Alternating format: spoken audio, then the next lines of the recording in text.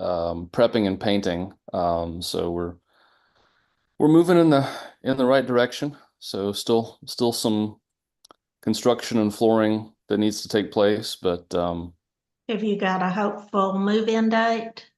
no, but we're making progress. So Are you so making payments on two houses now? no, so well, one of the nice things is that Angela's mom left us the house we were in, so that Oh, allows us to have this kind of space to oh, that's wonderful. we don't have to be in a rush. I mean, I'm not in a rush, but I'd like to have it done. But you The know, first house Joe and I bought, hmm. believe it or not, in 1974, we paid $3,000 for. Oh man. It was, you would not believe what a wreck it was. And we sheetrocked it and remodeled it while we lived in it because Mhm. we didn't have another place we could live. Yeah, yeah. Uh, the house was the house my father was born in, Oh actually. my gosh. And Wow. so it was an old house. Hmm. And while we were living in it, I had to pull wallpaper down so that we could sheetrock it. Hmm. And I pulled 7 layers of wallpaper off Wow. in the house. And Wow. I thought it was just all this dust getting all over me while I was pulling it down. Hmm. But then I get in the shower to bathe, and it turned out it was all wallpaper paste all over me. Oh And my when it's gosh. wet, it reactivates. Oh, oh, so you were sticky. Oh, it took a while to get it out of my hair. Oh man. Oh, that's awful. But Hey those were Miller. good days. It's weird that back then when we had nothing were some of the best days I can remember. Yeah, yeah, yeah. I did a youth group event where when I don't know, I was probably 20. I don't remember.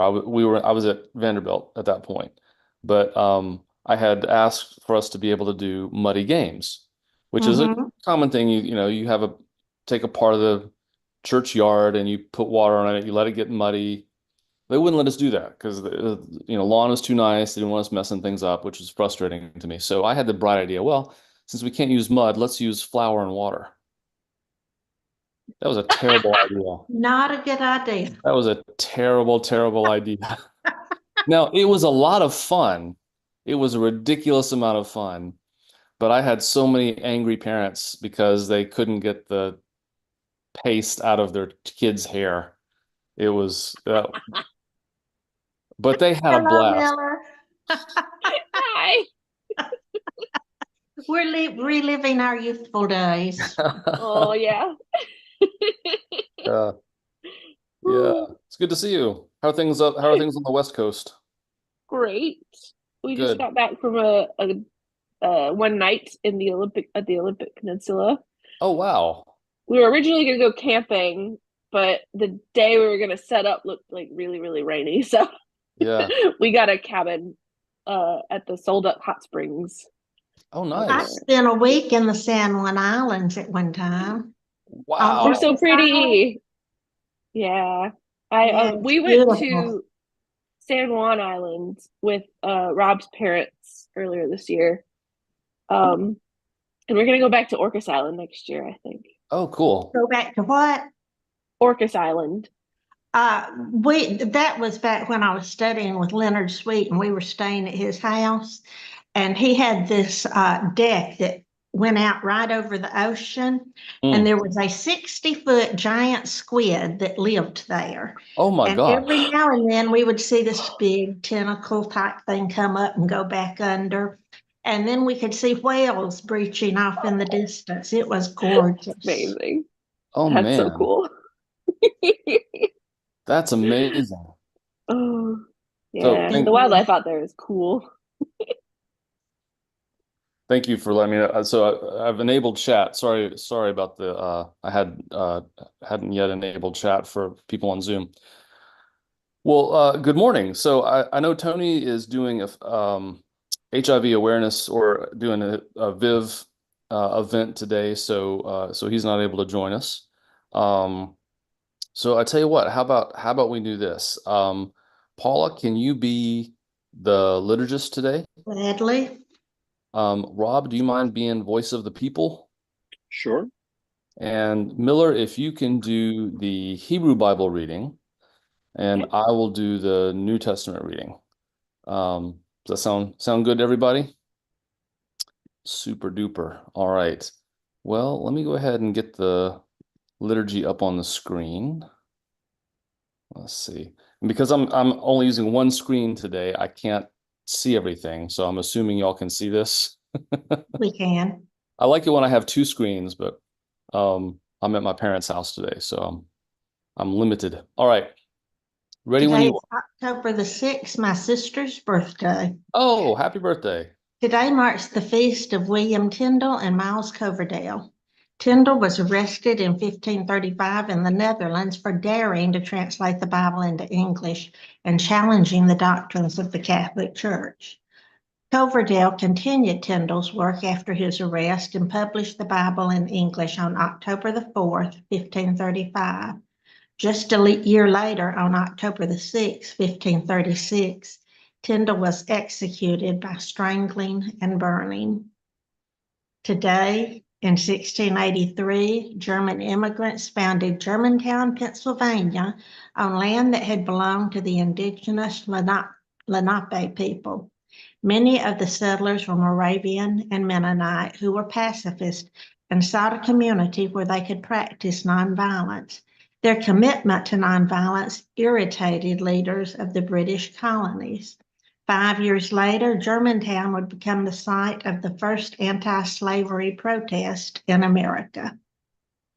The Lord be with you. And also with you. Hear these words of invitation. The hospitality of God knows no bounds. The love of God is immeasurable. The generosity of God is beyond our wildest dreams. We gather today as invited ones, As beloved ones, as blessed ones. draw near and let us break the bread of life. The responsive reading is from the 26th Psalm. Establish justice for me, Lord, because I have walked with integrity. I've trusted the Lord without wavering. Examine me, Lord. Put me to the test. Purify my mind and my heart. Because your faithful love is right in front of me, I walk in your truth. I don't spend time with people up to no good. I don't keep company with liars. I detest the company of evildoers, and I don't sit with wicked people.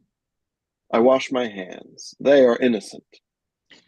I walk around your altar, Lord, proclaiming out loud my thanks, declaring all your wonderful deeds. I love the beauty of your house, Lord. I love the place where your glory resides. Don't gather me up with the sinners, taking my life along with the violent people. In whose hands are evil schemes, whose strong hands are full of bribes. But me, I walk with integrity. Save me, have mercy on me. My feet now stand on level ground. I will bless the Lord in the great congregation. First of all, yesterday was my mom's birthday. I want to wish Oh, Linda a happy birthday. She's also probably happy watching. birthday. Yeah. Today's Hebrew Bible reading is Mark 10, 2 through 16. A man in That's the land. definitely Wait, not right. no. Mark Yeah. Oh is my not Oh, the gosh. Hebrew sorry. Bible. This is Job. I'm sorry. Something happened when yeah, so that actually should be Okay. the one below, but somehow when I put that in, it's messed up. This is the book of Job. It's chapter 1, verse 1, and then beginning with chapter 2, continuing on. Cool. A man in the land of Uz was named Job. That man was honest, a person of absolute integrity. He feared God and avoided evil. One day, the divine beings came to present themselves before the Lord. The adversary also came among them to present himself before the Lord. The Lord said to the adversary, "Where have you come from?" The adversary answered the Lord, "From wandering throughout the earth." The Lord said to the adversary, "Have you thought about my servant Job? For there is no one like him on earth, a man who is honest, who is of absolute integrity, who reveres God and avoids evil. He still holds on to his integrity, even though you incited me to ruin him for no reason. The adversary responded to the Lord, skin for skin. People will give up everything they have in exchange for their lives. But stretch out your hand and strike his bones and flesh. Then he will definitely curse you to your face. The Lord answered the adversary, there he is, within your power. Only preserve his life. The adversary departed from the Lord's presence and struck Job with severe sores from the sole of his foot to the top of his head. Job took a piece of broken pottery to scratch himself and sat down on a mound of ashes. Job's wife said to him, are you still clinging to your integrity? Curse God and die. Job said to her, you're talking like a foolish woman. We will receive good from God, but not also receive bad. In all this, Job didn't sin with his lips. So this one, the New Testament reading, this is actually Mark 10. It's the one referenced above. Some Pharisees came and, trying to test him, they asked, does the law allow a man to divorce his wife? Jesus answered, what did Moses command you? They said, Moses allowed a man to write a divorce certificate and to divorce his wife. Jesus said to them, he wrote this commandment for you because of your unyielding hearts. At the beginning of creation, God made them male and female. Because of this, a man should leave his father and mother and be joined together with his wife, and the two will be one flesh. So they are no longer two, but one flesh. Therefore, humans must not pull apart what God has put together. Inside the house, the disciples asked him again about this. He said to them, whoever divorces his wife and marries another commits adultery against her. And if a wife divorces her husband and marries another, she commits adultery. People were bringing children to Jesus so that he would bless them. But the disciples scolded them. When Jesus saw this, he grew angry and said to them, allow the children to come to me. Don't forbid them, because God's kingdom belongs to people like these children. I assure you that whoever doesn't welcome God's kingdom like a child will never enter it. Then he hugged the children and blessed him. May God bless the hearing of this word. Thanks be to God. William Tyndale wrote about obedience and test of faith. Christ is with us until the world's end. Let his little flock be bold, therefore. For if God be on our side, what does it matter? Who will be against us? Be they bishops, cardinals, popes, or whatsoever names they will. Mark this also. If God send thee to the sea and promises to go with thee and to bring thee safe to land, he will raise up a tempest against thee to prove whether thou wilt abide by his words, and that thou mayest feel thy faith and perceive his goodness. For if it were fair weather, and thou never brought into such jeopardy whence his mercy only delivered thee, thy faith should be but a presumption, and thou shouldest be ever unthankful to God and merciless unto thy neighbor. So thanks for getting us started with worship. We'll go into a time of prayer. I'll get us started. And for those of you, if you're streaming on Facebook or YouTube, if you'd like to lift up a prayer request, feel free to do so. You can just put it in the comments. I'll keep an eye on YouTube. If someone would keep an eye on Facebook. Can someone? Yeah, I've got Facebook up. Yeah, great. So we'll go into a time of prayer. And if you're on Zoom, you can, of course, just put your prayer request into the chat. Let's go to God in prayer.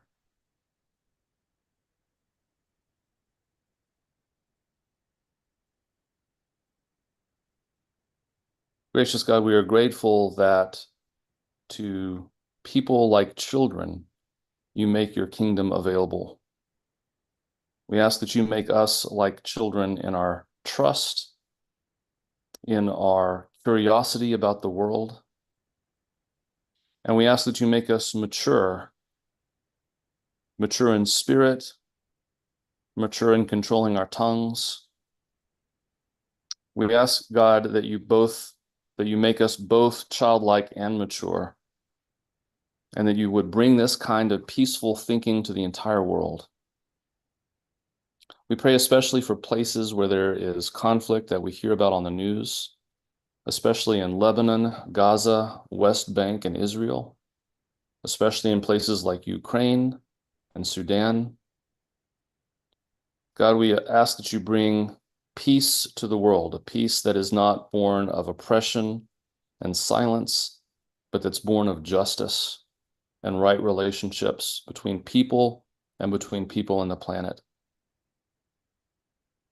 We lift up to you all those who are struggling, people who we know and people who are dear to us. We name them before you, and we also lift up to you our prayers and thanksgivings. And I invite those of you who are listening to share.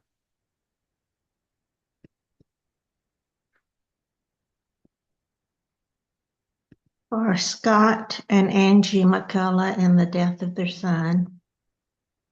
Lord, hear our prayer. Camille's mother and aunt. Lord, hear our prayer.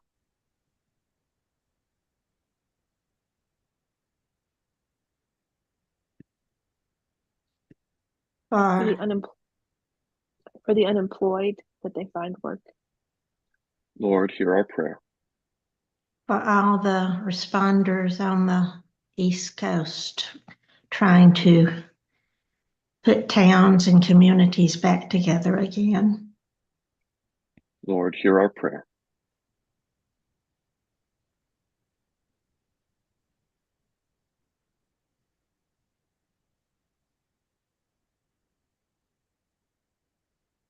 For trans folks around the world. Lord, hear our prayer. For leaders to address the problems associated with climate change. Amen. Lord, hear our prayer.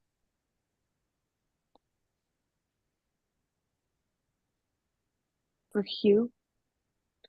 Lord, hear our prayer.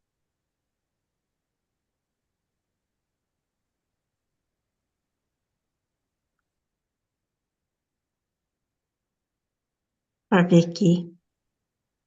Lord, hear our prayer.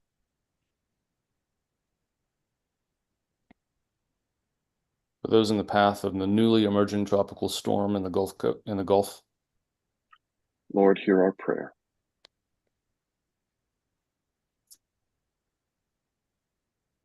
All those suddenly homeless from the storm. Lord, hear our prayer. For Lauren. Lord, hear our prayer.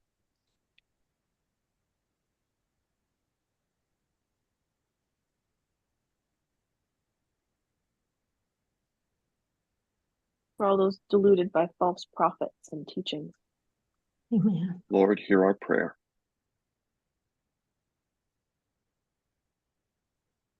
For truth to prevail.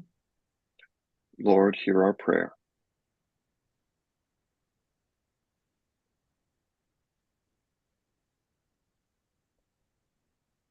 Gratitude for all the activists and organizers who are doing good work.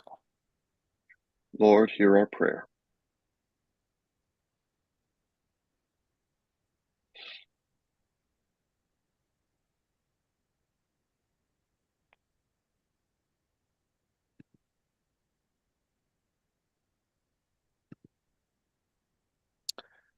Gracious God, for those prayers that we've lifted up and those prayers that remain in our hearts that are unspoken, we give you thanks that you hear even our thoughts and the words before we even think to give them voice. Give you thanks that you hear our prayers and that you answer. And we join with Jesus in the prayer that he taught us. Holy One, our Mother and Father, let your name be revered. Let your reign come. Let your will be done on earth as it is in the heavens. Give us today the bread we need for today, and forgive our sins as we forgive those who sin against us.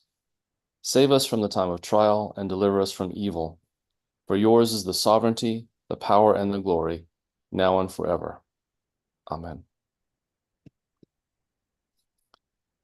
So I wanted to take a moment to talk about Job, which I love talking about Job. You've probably heard me say a little bit about Job before, especially because it has to do with unanswerable questions, especially the justice of God. We have a special word in theology to describe what's going on in Job, and it's called theodicy. It's justifying why bad things happen if God is good and all-powerful. That's basically what it means, and it's unanswerable. Like, there's just not a way to talk about it in a way that makes sense. There have been a lot of, I think it's really interesting to kind of look at the history of theodicy and the history of how people have tried to think about God and think about the answer to these questions. And at the heart of it is a contradiction, and it really comes from the collision of two different cultures. There's the collision of Hebrew culture and Greek culture. Hebrew culture, in which really tells stories about God, where God is a character, and God gets angry and jealous, and God changes God's mind, and God is a character, much like God is a character in Greek mythology, where God is a person that you relate to. God establishes a covenant with Abraham, and then a covenant with Moses, and then and with Moses sometimes there are these conversations where Moses talks to God and influences God to change God's mind, right? And then you've got Greek culture and Plato and the philosophy of who God is, where God is omnipresent, omnipotent, almost said omnipotent, omnipotent, omniscient. God's all the omnis, right? All knowing, all powerful, everywhere. And the fact is, when these two cultures collide, there are irreconcilable differences. In Jewish theology, God is a character that you relate to almost like a human being. In Greek culture, God is an abstract principle, an idea, and kind of bringing these two things together, there's gonna be conflicts. Especially going back to ancient Jewish theology, where which wasn't really monotheistic. God was king of the gods, kind of overseeing a company of divine beings among whom there might sometimes be conflicts. And therefore, when we hear a story like Job, it just doesn't fit, right, with sort of a more Greek abstract understanding of who God is. In fact, oftentimes when we think back about kind of God as holding court among a host of divine beings, that almost feels kind of quaint. It feels like mythology. Like, we don't believe that stuff. Okay, maybe we don't, maybe we do. It's an interesting, if we're reading the Bible, whether we're reading it as mythology or emergent theology, however we read it, stories like Job produce a lot of problems for us. But I want to kind of, first of all, I want to take all that stuff and set it aside and focus on something that pops up at the beginning of the book of Job, which I just think is absolutely fascinating and doesn't need to be missed. And that is the first line of the book. Job is from the land of Uz. Now, we don't really know where Uz was. It could be from the land of Aram, like Jordan, Syria. Okay, so we're looking up kind of in the northern part. It could be in what is present-day Syria, or it could be in what is present-day Edom, in this, or not present-day Edom, but what they considered Edom in the southern part. But notably, neither of these places was Israel. So the most righteous person in the world was not an Israelite. When from the opening lines, now it could be that this is a story that came from one of those other cultures, either the Aramean culture or the Edomite culture, and the Hebrew authors just kind of took it and appropriated it, and it got stuck in the Bible because it was such a good story, or was so important to that region, to that culture. Or it might be that someone was really being deliberate to point out the most righteous person in the world was not an Israelite. That this whole drama takes place outside of our borders. And I think it's just fascinating that would be in the Bible. And I just want to draw a contrast to today when questions about immigration and kind of xenophobia and we're better than other people seem to be dominating our current political discourse, that in the Bible, in the Hebrew Bible, which was written really by Jews for Jews, that the story of theodicy, one of the key stories about justifying the ways of God to human beings, is written about someone who's not one of them. And the kind of spiritual humility it takes to make that part of your Bible, to make that part of your canon. Right? Like imagine if American Christians decided to write a canon, to write a sacred scripture, and one of the key virtuous people was from Mexico, right? Or one of the key virtuous people was just from a different country, was from Haiti, right? Like that's that first line in this story has that kind of significance. It is about relativizing our culture and our own importance in terms of God's story, right? And placing someone else at the center of the story. Now, the idea is, of course, everyone relates to Job. Like Job is a universal story because most of us at some point in our lives is going to be at a place where we say, why is God doing this to me? Whether it's because, someone has a terminal illness diagnosis, or someone has a run of awful luck. We all at some point feel like I must be being singled out by God for punishment. And if you don't have that feeling at some point in your life, well, consider yourself blessed and lucky. But most of us at some point are going to be like, God, why are you letting this happen? And as I said, it's an unanswerable question. It's a very difficult question. But the point, I think, in this story is that everybody relates to it. And so when Job shows up as the figure that says, well, here's the most righteous person in the world, and even he is not untouchable, right? That this whole thing is not about earning a place in God's favor. Now, there's a lot of things about Judaism and Christianity in terms of suffering and justifying suffering that I find problematic. I find much more satisfying answers. I'm just going to be honest, in something like Buddhism, which says that life consists of suffering, or life consists of pain. Like pain is going to happen to everybody. In Buddhism, it's called dukkha, or it literally means like a broken axle. So that if you think about a wagon that's rolling, life's not going to be smooth. There's a kind of a lurch to it. It's a bumpy ride. Life's going to be a bumpy ride because we all have a broken axle. That's dukkha, pain. But in Buddhism, pain doesn't have to be suffering, right? The idea is everyone's going to have pain, but it doesn't have to be miserable, right? We don't have to add to it. And I think in many interesting ways, I think Job is a story about adding to the pain. I am being singled out by God for punishment. This is part of suffering, right? How we think about our own pain, whether that's the only thing we think about or whether we're able to focus on other things. Anyway, I in many ways, I'm just going to say, I feel like Buddhism handles pain and suffering a lot better than Judaism and Christianity, where pain and suffering seem to be, well, how could an omnipotent, all good God allow this kind of suffering to happen?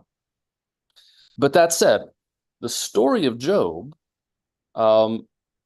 doesn't give us any answers throughout 30 some odd chapters of discussion. Now, the next parts that happen, by the way, Job is kind of broken up into two pieces. There's a front piece and an end piece, and you heard part of the front piece, which is the story about why God is being punished. For the next 30 some odd chapters, it's all poetry. And it's really a dialogue between Job and his friends. Job's friends show up, and for the next 30 chapters, they say either well, you must have done something bad. You just don't know what it is. That's why God's punishing you. Others say, how dare you question God? God's ways are inscrutable. You shouldn't question God or ask God to justify God's self for punishing you, etc. That goes on for 30 chapters. Job protesting his innocence, saying, I haven't done anything. I haven't done anything unusually bad. I've been pretty exemplary, honestly. And you guys aren't helping, by the way. And at the very end, when God does show up, when God shows up, because Job has been asking for 30 chapters, all I want is a day in court with God. I want to know what I've done to deserve this. And I want to know how God justifies all this crap happening to me. At the very end, Job gets his wish. God shows up. God doesn't give Job a straight answer, but God does say to Job, you really should have chosen better friends, because these jerks haven't said anything useful for 30 chapters. And that's basically the structure of Job. Okay. And in the end, God says, I do a lot of things. You can look around the world and see I'm a pretty amazing person, pretty amazing guy. I've created all these amazing things. And I'm really not going to give you a good answer. And that's how the book ends. That's how the book ends. And for honestly 3,000 years, we haven't really come up with a better answer, except to just point out that this is a problem, and to say you really need better friends around you when you are going through crises. Like, that essentially sums up the book. It is remarkably unsatisfying if you are struggling with this as a theological or philosophical question. But in terms of storytelling, it is immensely satisfying to me, because it points out that righteousness is not about nationality. It's not about where you're from or the religion that you belong to. Ultimately, it's about humility and how you deal with suffering, how you handle what is inevitably going to be pain in your life. I like to point out to Christians, one of my favorite holidays of the year is Ash Wednesday, because that's the day we mark ourselves with a sign of the cross, and we say, remember, you are our dust, and to dust you will return, or repent and believe the gospel. And we remind ourselves that everyone who is alive around us, including ourselves, we are all going to die. And you don't get through this life without heartbreak. And that's part of the point. Like, suffering is not extricable, or pain is not extricable from human life, but part of the test of faith, part of the test of us as human beings, is really how we handle inevitable pain and disappointment. Now, again, I'm not going into all the details in Job, because Job has especially difficult circumstances. But I do think it's significant that the whole point of Job is that we don't have a good answer for pain and suffering, but we can contextualize it. So that's what I have for you this morning. Yeah, love to hear your responses or feedback. I think. Oh, sorry. Go ahead, Miller, and then Okay. we'll follow. You start talking. Go ahead. Sure. I Job is one of those books of the Bible where, I think it took me a while to figure out, like, what does this mean to me? And I think now, like, looking at some of the information about, like, when it was written, like, like when they think it might have been written, because it's technically like wisdom literature. Yeah. And, like, how this is clearly somebody grappling with something. Like, what if there was a perfect dude, Right. like, somewhere. Yes. And I mean, I think somebody contextualized it as, like, potentially having been written like during the Babylonian exile, just because the whole wisdom literature thing was, like, more popular there at the time than in Judean stuff. Yeah. The So rah go king literature is not it, right? So, like, being a people in exile, a lot of people try to tell the story of, and I think a lot of the rest of the Bible, is trying to, I mean, the history and stuff in the Bible is trying to give it more of a narrative flow, like, well, the Israelites were, they were getting into sin, and then so God sent them off into exile, but like that's not how it works, Right. And I think that writing Job is sort of coming to terms with the fact that, like, it's not always just like, evil punishment, like the complicated, because if you're a person and your people are in exile and you're like, but I do all the right things, I was doing the right things, I never really did anything wrong. Like, it's, you're grappling for that answer of, like, why are my people in exile? What's wrong with us? Right. And so you imagine the perfect dude, and like him, all he wants to do is ask God why. Right. Right. I I And I think I was also thinking about, because I saw something from like Marjorie Taylor Greene saying that, like, the government controls the weather just because the hurricane hit, right. some Republican states, which is awful. But like, the government can control the weather, but climate change is ridiculous, Right. Right. Like, I feel like it's a similar kind of grappling. Like, surely there must be a reason. Surely there must be an evil actor in all of this, Yeah. Yeah. Yeah, absolutely.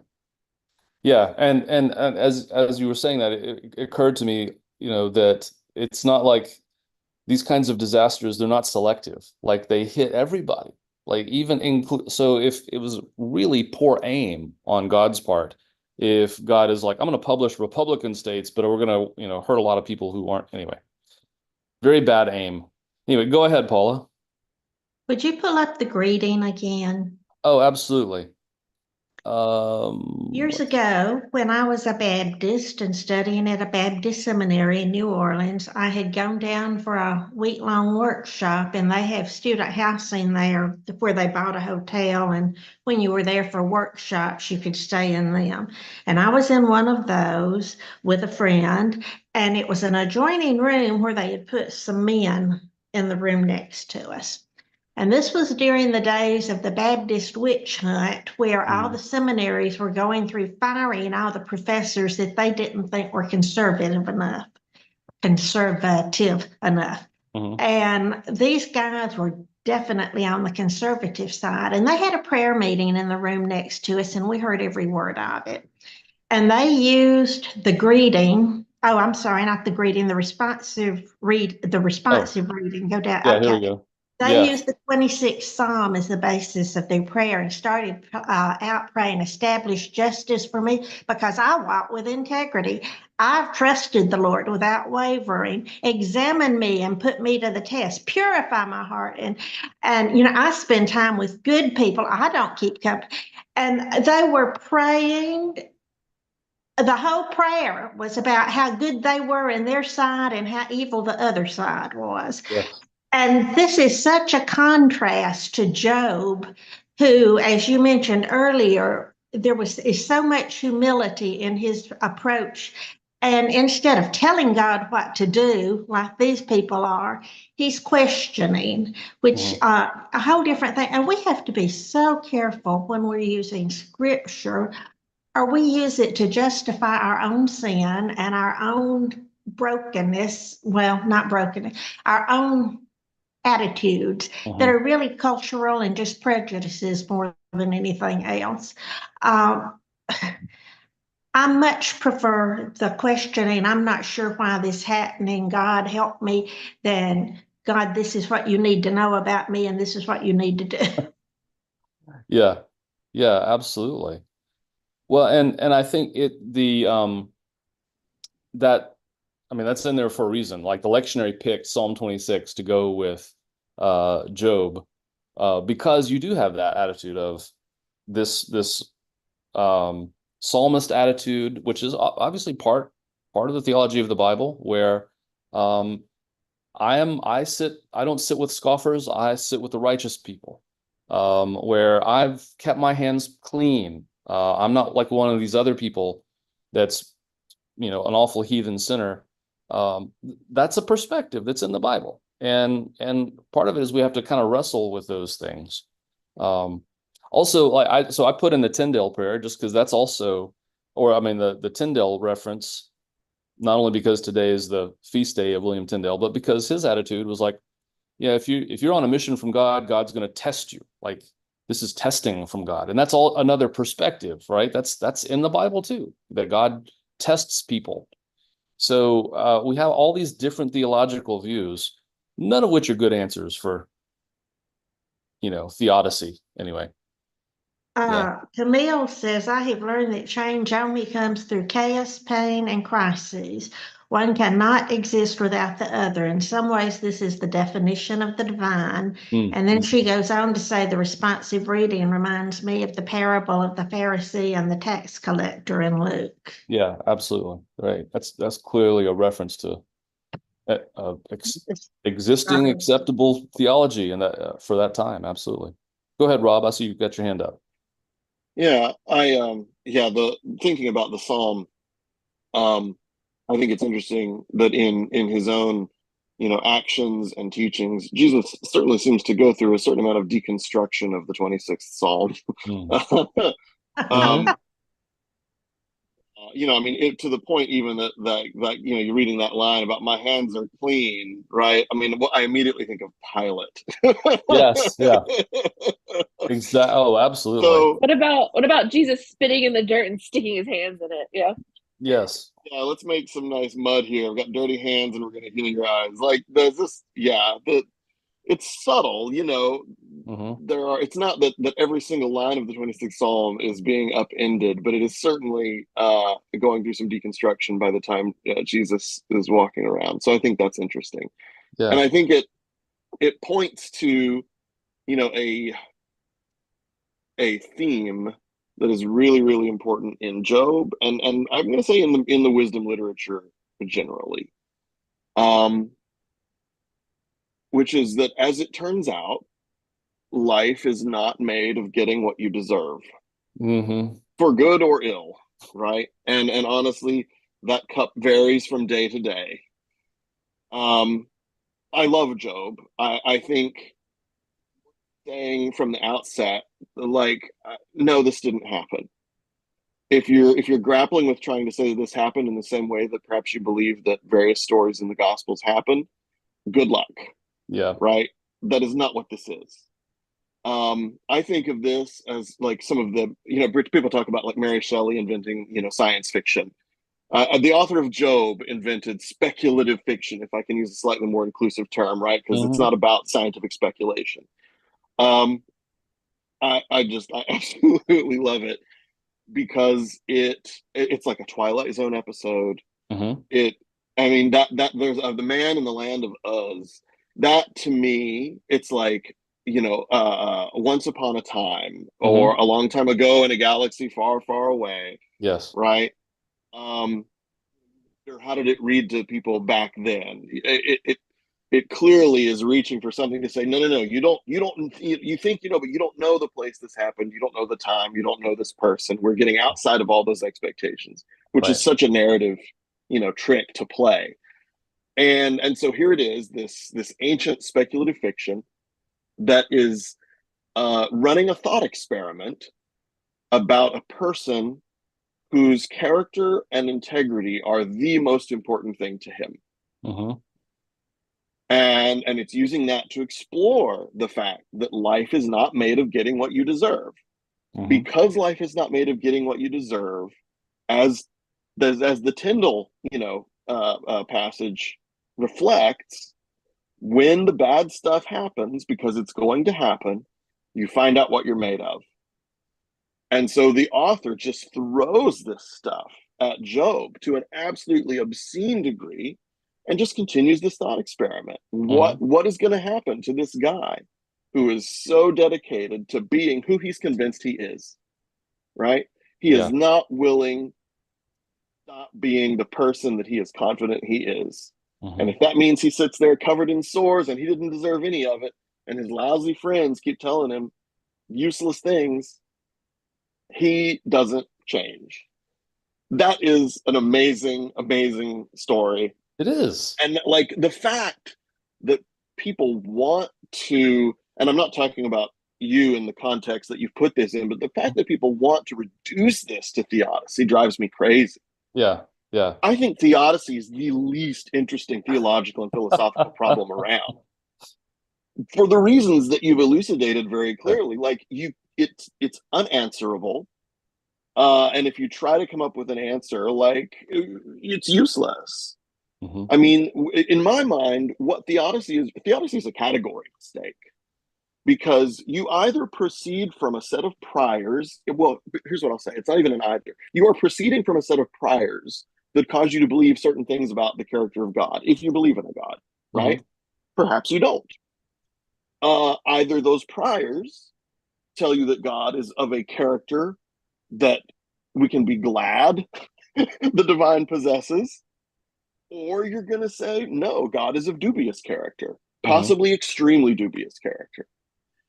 Well, if God is of good character, then whatever the answer to the theodicy problem is, one must exist. You don't need to know what it is. Shut up. That's kind of the Job angle on it. Is like, where were you? When I canst thou draw out Leviathan? Like God very justifiably is like, come on, dude. Right? Yeah. So if you're confident in the character of God, you don't need an answer. Yeah. If you think God is of dubious character, then you've got a different set of beliefs going on. And I'm not sure why you care, because now you believe in a universe where there's a bad deity running around. And this is no longer a philosophical problem at all. You should be expecting terrible things to happen to good people. Mm-hmm. Or you don't believe a deity exists. So again, you have no problem. Yeah. I don't understand the amount of time and energy that gets put into this problem. I find it profoundly uninteresting, and it's a complete cul-de-sac. It's really just a lens for talking about what you do or don't believe about God. Yeah. Well, I appreciate the way you draw it down to those different conclusions. Like if theodicy is an issue for you, like I think that's a good question. So I also, part of what you pointed out though, I also think is fascinating because there's a frame tale, obviously, it was written way before all the poetry. And so kind of like you're pointing out, one of the ways you approach this story is like it's not retcon. What am I trying to think of? It's like the musical Hadestown, which is about a myth that people know, Orpheus and Eurydice. And what we're going to do is we're going to use that as a frame tale for all the poetry that's in the middle. In a way, it's a way for us to dive into the poetry to really kind of wrestle with this problem and the different approaches that people take that really the author obviously doesn't like. Like the author doesn't like, oh, you're just being tested, or oh, you must have done something to deserve it, or everything happens for a reason. The author hates those answers. And I think that kind of gets to what you're talking about, Rob. The author's like, look, this is not, I think the poets, let me say this. I think the poet's perspective is the one that you're taking, which is like, this is a stupid question. The frame tale clearly has its own, which was probably written hundreds of years before, has its own perspective, which is, yeah, God's going to test you, and you need to expect it, and it's really about holding fast to your principles, kind of the Stoic principle. But part of it is the absurdity of that story, right? God allows the adversary to kill Job's children, but as long as he's faithful, it's kind of like, oh well, you can always have more children. Like right. Who is this? Right. Who's happy with this answer, right? Yeah. Yeah. Oh, thanks. Now I got another 20 years of raising kids to, whatever. I was just about done with this. Right. I was finished with this. Oh my gosh. Any more of these blessings. I can't handle any more of these blessings. Exactly. You can always have more kids. I mean, this is the worst thing you could possibly say to somebody, right? Anyway. Yes. Go ahead, Paul. I'm sorry. What I want to add just to wrap up. Yeah. I honestly, rather than a theodicy, I think the most important sort of theological contribution that comes from this story is how vividly it illustrates this really strong and important tradition, right? That God can handle your questions, God can Mm-hmm. handle your rage and your confusion, Mm-hmm. right? Mm-hmm. That you can throw all of that in there and not blaspheme, you know. Right. Yeah. Um, and God, if you're going to throw down with God, God might throw down with you, and at the end, we'll still be friends. Right. It's very like friendly argument kind of energy. It's just, well, God is God, so Right. be And that prepared. But God doesn't consider any of those questions to be cursing or to be right, a breach of relationship. Yeah. right, Totally. right. It's like the counterpoint to the idea that all this terrible stuff is going to happen, so you're going to have these questions. Like Yeah. that's the bargain, is that you get to be furious. Mm-hmm. Mm-hmm. Yeah. Go ahead, Paula. I may not speak to Rob again. He just took my whole comment. Uh, Job didn't hesitate to argue with God and to Mm-hmm. question God. And I grew up where you didn't question God, you just accepted God's will. Mm-hmm. And there are so many characters in the Bible, Jeremiah, Job, David, all who kind of screamed at God occasionally. Mm-hmm. And I think we need to have permission to be angry at God and know that God respects those questions and that anger. Mm-hmm. Yeah, absolutely. I think that's part of, like, yeah, it gives the okay to have that response. Absolutely. Thanks for that. Go ahead, Miller. Like I'm in the middle of, I don't know, I feel like I'm in this thought experiment where, Job as SF, speculative fiction. Mm-hmm. Like I've been thinking about all of the novels that we have written, all the movies that we've done about, just some dude suffering, you Mm-hmm. know, like oh, I think about like the Metamorphosis, Mm-hmm. like the guy just randomly turns into a cockroach, you know. Mm-hmm. You just sort of watch him exist for a little while. Yeah, yeah. Or like, oh, I don't know, I think like Les Mis, there's a lot of characters in there that just sort of suffer for the sake of suffering, you Yeah. know. I mean, and maybe it's just something we want to sit with, you know. It's like it helps us feel through some of our dark times, Mm-hmm. like watching someone go through the worst of the absolute worst. Everybody needs a good cry now and again. Maybe Job is one of those as Yes. well. On top of all of this, like, why God, why? Because there isn't an answer. It's not like Right. they really have like some didactic principle in all Right. of this. Like, this guy's really good. The absolute worst stuff happens to him. Yeah. And, sometimes you just gotta mourn, and just be in the sadness, Right. you know? Yeah. And I think Miller, you're right. Like earlier, you referenced, the Babylonian exile, and you see Yeah. this same kind of transformation happen I mean, a community for whom, like, the biggest tragedy that could happen. I mean, Yeah. literally, their town was destroyed, they were taken away, and it's like, well, did God abandon us? Yeah. Or what did we do? And a lot of the prophets are like, yes, this happened because you were sinful and you didn't stick to it. And then Isaiah comes along and is like, actually, you've been punished way more than you deserve. Right. And then, like, you received double, what you should have gotten.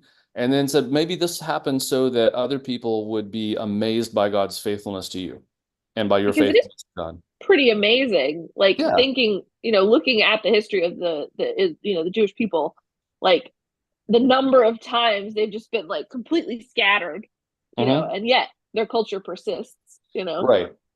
Yeah. And that's part of, like, that. Maybe that's, in terms of Job's faithfulness, that really speaks to that Jewish character of kind of what's really held up is it's really faithfulness that's really being extolled there. Yeah.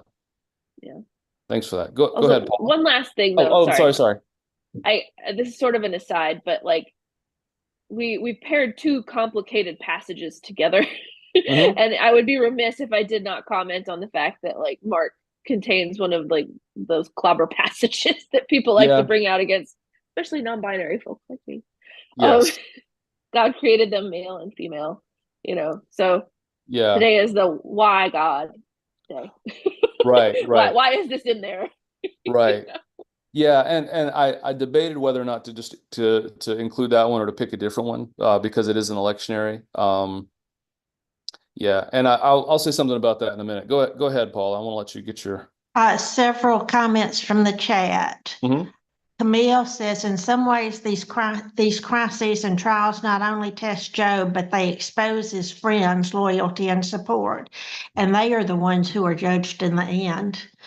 Eileen says, what if we consider all of what happens to us in God's personal teaching for us? We may not be able to understand it. Islam teaches submission to God, accept what God sends you. Rumi and other teachers have stories where a wise person suffers what seems to be misfortune, and people respond in commiseration, saying, how awful, to which the wise one responds, you never know. Then, as a result of the previous misfortune, some good fortune comes. Now the people congratulate the wise one on the good fortune. Again, the response is, you never know. Then there's a result that seems to be misfortune, and again, the response is, you never know. And this repeats several times. When does life ever make sense to our rational minds?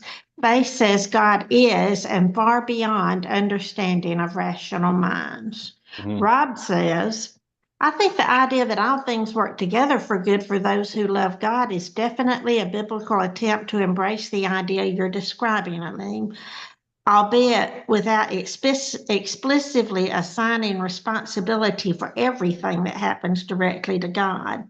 Eileen says, I don't understand the readings about divorce, and we probably do need to get back to that. And Camille says, Job's friends were the ones who didn't question God, but they blamed Job for bringing on his own trials. Maybe we're looking in the wrong direction with this story and need to look at how we treat the Jobs in our own lives. Oh, it's interesting. Yeah, yeah. I think inhabiting the perspective of the friends. I mean, I love. There's a point in the story where Job's friends comes and sit with him, and then they're silent for several days. They just sit in silence, and then they start opening their mouths and trying to make a moral lesson out of it. And Job basically says, "You guys were much more helpful when you kept your mouths shut." And I love that.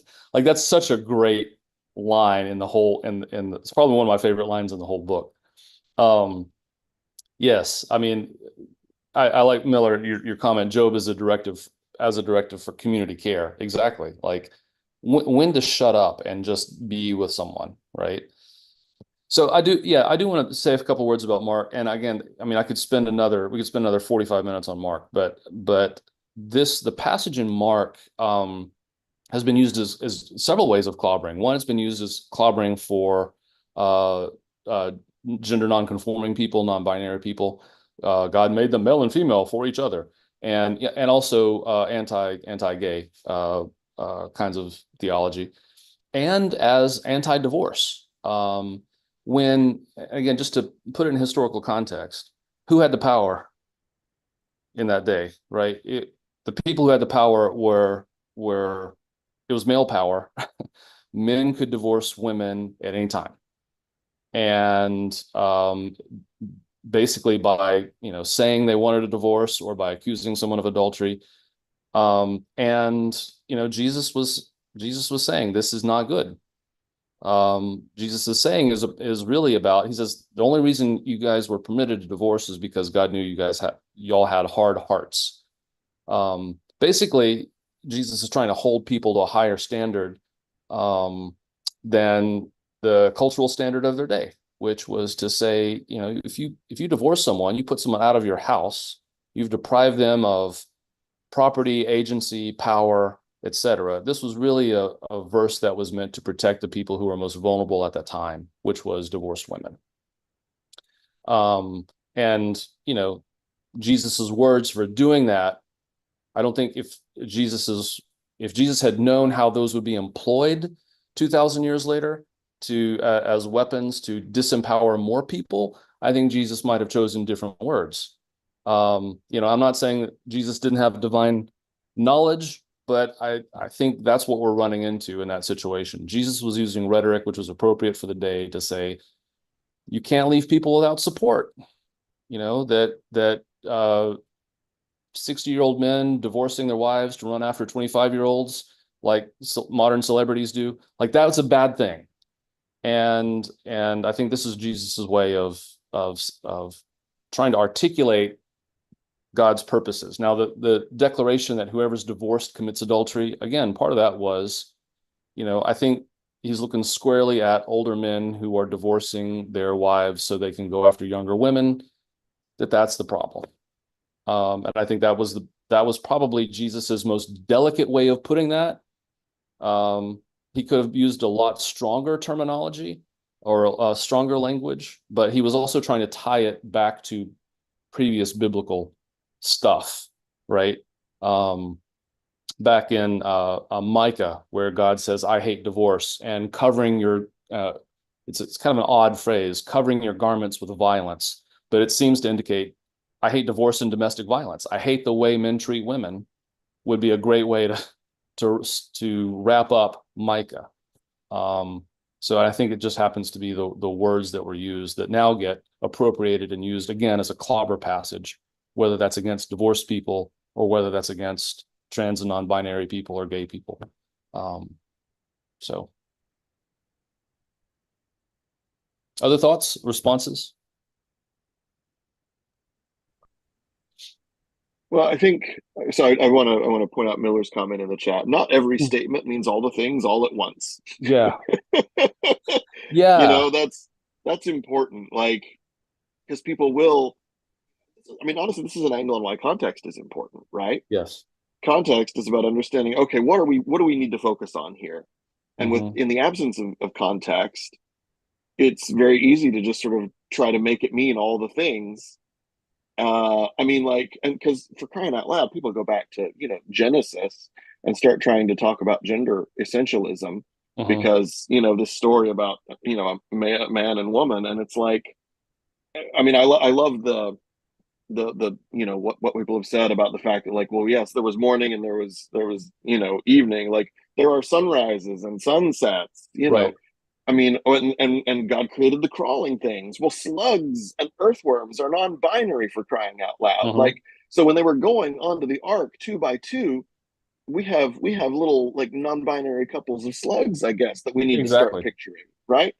So, like, I mean, pull your head out. Yeah. It better to say, from male to female, right? Let's Right. go ahead and let's explicitly acknowledge the spectrum. Like, you cannot torture this poetic language that is using really obvious signposts to help elucidate, a great web of complexity, and this be like, well, clearly that's all there is. That just, the seasonings are salt and pepper. Like, no, this is not Iowa. Yeah.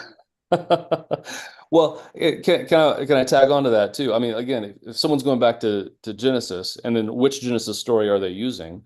In the second Genesis story, the traditional Hebrew understanding is that Adam is both male and female, and that God then splits the atom, right? And but the idea is, like, God obviously has no problem with someone being non-binary in that situation. Um, Anyway, yeah, yeah, the first human would be non-binary in that case. I think again, it reminds me of I remember when my son was a toddler and was always able to say, "But you said," and would had this amazing ability to reach back weeks into something I had said previously, and then wants to pull it out from that context and apply it to now. I'm 30 years old and I'm losing an argument with a toddler. How is this possible? Toddler clobber passages from Toddler your clobber. own Oh wisdom man. literature. This is how I feel when people do that stuff, right? It's like, yeah, absolutely. It's context makes a difference. That takes maturity and wisdom to understand those things. But anyway, and also arguing with a toddler is pointless because even though they use language that sounds reasonable, they're not actually using reason. So that's kind of like with sometimes trying to argue with people about this stuff makes no difference because they simply don't have the cognitive capacity to manage that context stuff. Anyway, sorry, go ahead, Miller. All right, this is just like I want to teach a class to everyone about genre, Yes. because there's so many different genres in the Bible, and I think that was the one thing that like really blew my mind and made me really understand, you know, that these things are, this is not just a rule book, you know. Right, Like right, somebody was trying to understand, well, how did the earth come to be? And they right. wrote Genesis, you Yeah, know. And somebody was thinking about suffering, and so they wrote Job. yeah, And somebody was thinking about, I don't know, and like, yeah, and Jesus was in an argument, and so he made a statement, you know. Like it's not the same. All of these yeah. things are not like the same genre. Yes. Yeah, it's, I think all of our theological problems come from like people not understanding genre and context. A large number of them do, absolutely. Yeah. Oh, well, and I want to make a plug also. If you haven't seen, if anyone hasn't heard or seen the musical Hadestown, which is a takeoff on the myth of Orpheus and Eurydice, it's really worth watching. Um, Red Mountain Theater is doing a teenage production of it in just a week or two. oh wow, So it would be a fantastic. great time to go catch it. My Absolutely. grandson happens to be in it. Oh, I didn't know that. Fantastic. Fantastic. Such a great, oh man, what a great musical. And also Netflix recently had Chaos, which is a revisioning or a retelling of some of the Greek myths. Both of those remind me of Job. Again, there's a frame tale that's older, and then there's the middle part, which is all poetry, which pretty much undermines the frame tale, which like basically has an entirely different theology than the original. But all that to say, as you were saying, Miller, so many genres crammed into the Bible, some of which are commenting on other parts. That's part of what I think makes it fun, instead of just a rule book. Anyway, well, since we're a little past 11, why don't we go back to the liturgy and close out for today. Let's see, where were we? We're down here. God who speaks, like the hymnist, we ask for 1,000 languages to sing your name. Like Tyndale and Coverdale, we ask for your help in translating the good news not only into words, but into deeds and actions, so that by incarnating your love for all creation, people may read the Bible written on our lives. Amen. God is love. Nothing is wasted. All things shall be well. Go in peace. All right. Thank you all so much for joining us today. Again, thank you if you've been streaming on YouTube or Facebook. If you would just click like or comment on it with where you're watching from, that gives us a way to count you today. And we'll go ahead and stop the stream. If you're on Zoom, you can stick around for a minute more. I'm going to try to push stop stream instead of end today so that I can actually